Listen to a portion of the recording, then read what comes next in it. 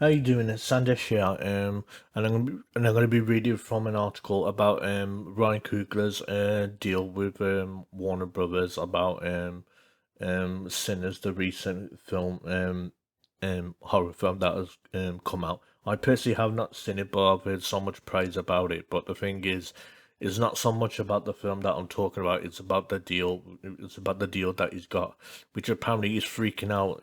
Which is freaking Hollywood. Basically, Hollywood execs are fearing about it, which I think is a great thing. I'm gonna get into the article now. Um, we c- um we can't imagine it takes much to make a movie studio executive nervous these days. The box office is still sluggish in the wake of the COVID-19 lockdowns. Not even superhero movies can act as guaranteed slam dunks.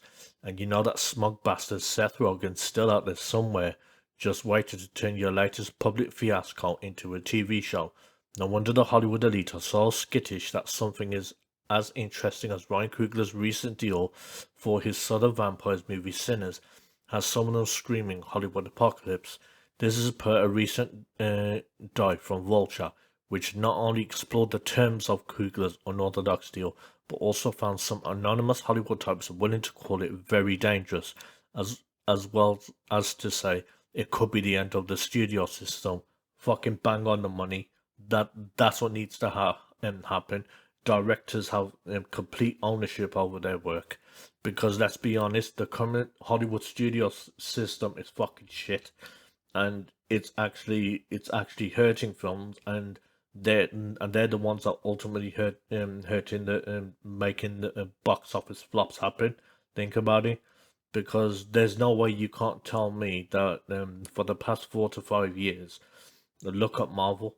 Look at Marvel when it comes to their Marvel, well, Disney, let's say, to their Marvel films, their Marvel TV shows, and that includes Star Wars as well, and anything under Lucasfilm, any Disney properties or whatever, and they just had nothing but flops.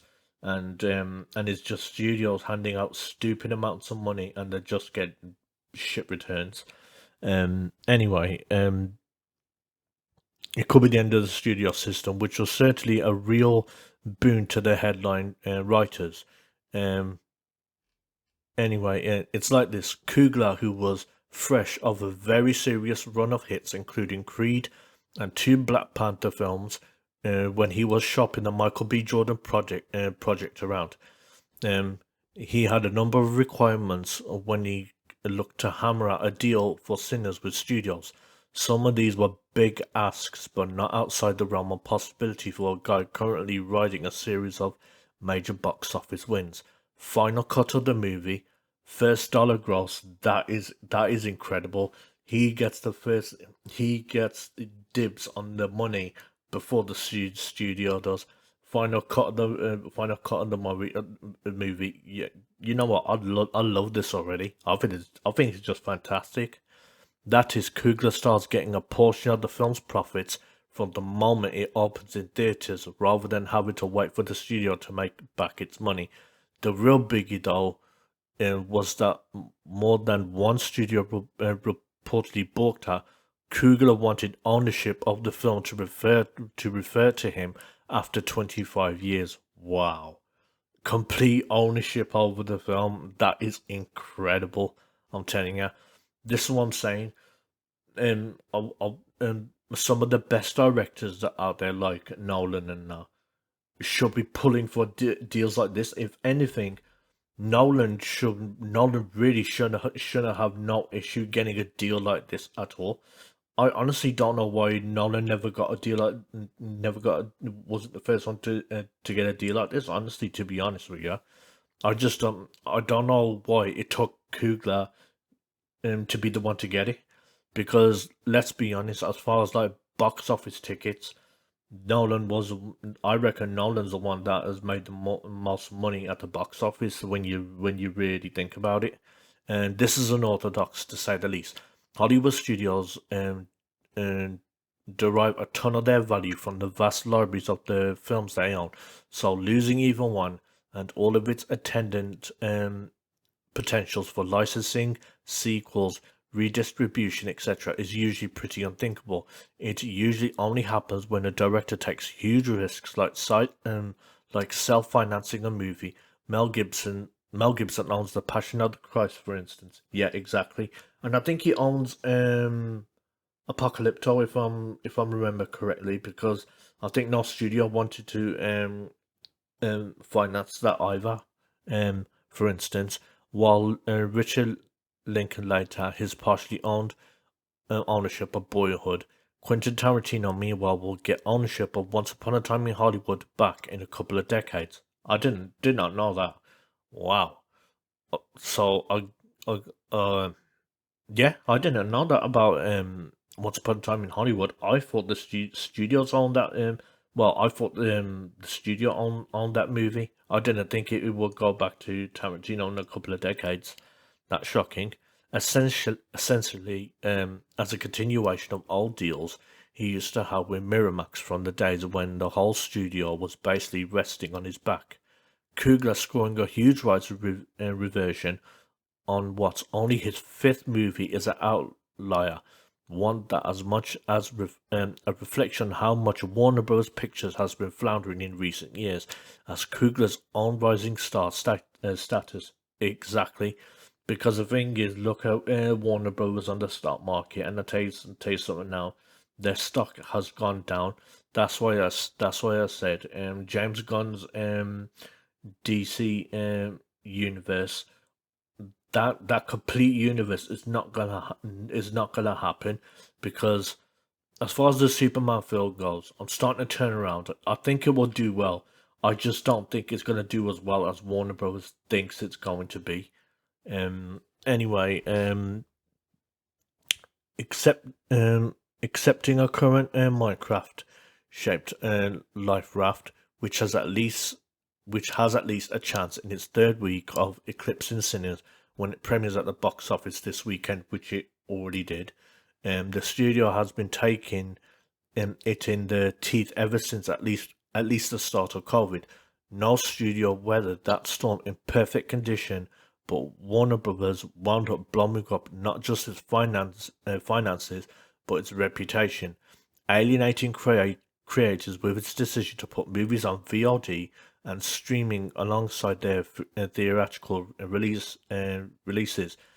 But part of the reason is, you gotta understand is, when COVID happened, no one could go out. Hardly any cinemas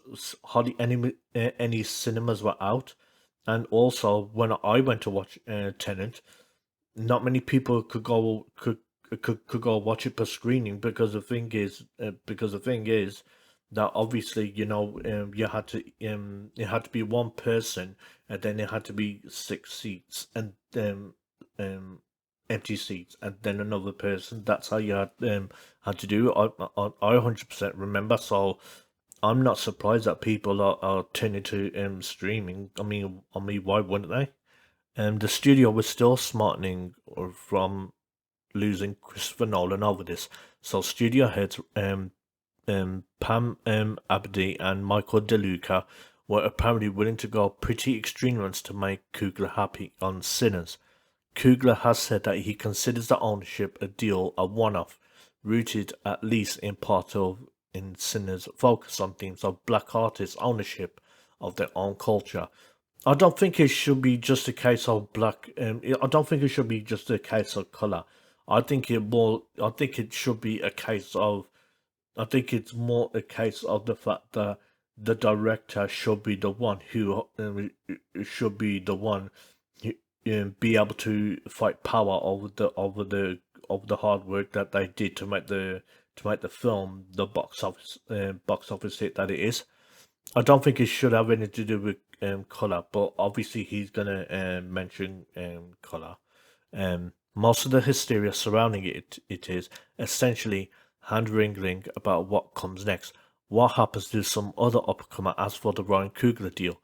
Seems like you could just say, sure, show us the Ryan Coogler money, but we are not extremely skittish Hollywood execs for now.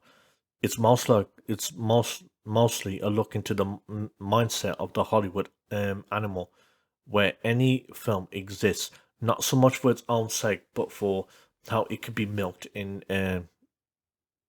perpetuity. I think that's what it says. Meanwhile, we get some absolute killer quotes out of the anxiety, including one unnamed studio type saying, "Look, here's the problem in Hollywood. Okay, there's no rationale or logic behind absolutely anything. We'd always wondered." But so yeah, that's the end of the article. But the thing is, I will say this: good on Ryan Coogler for getting a deal like this. I mean, I like the fact that he's gonna see the money before he gets money before the studio even gets their fingers on it. I think that's absolutely brilliant, and he gets final cut as well. So that's absolutely fantastic, and I'm really surprised that Christopher Nolan has not had a deal like that. Like I said, I'm really shocked. I'm not surprised that there hasn't been deals made like that at Disney. That doesn't surprise me because obviously Disney wouldn't allow something like that. But yeah, let me know what you think about this article, and also let me know if you've seen Sinners, or if you're planning to see Sinners. Because I personally haven't. I'm personally looking forward to watching The Accountant 2, which comes out this week.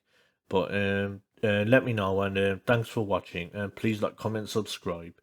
And I'm on Rumble. I'm on obviously I'm on YouTube. I'm on Coffee. I'm on Patreon, and I'm on X as well, and I'm on Facebook as well. So those links will be in my bio as well. Anyway, thanks for watching, and I'll see you soon.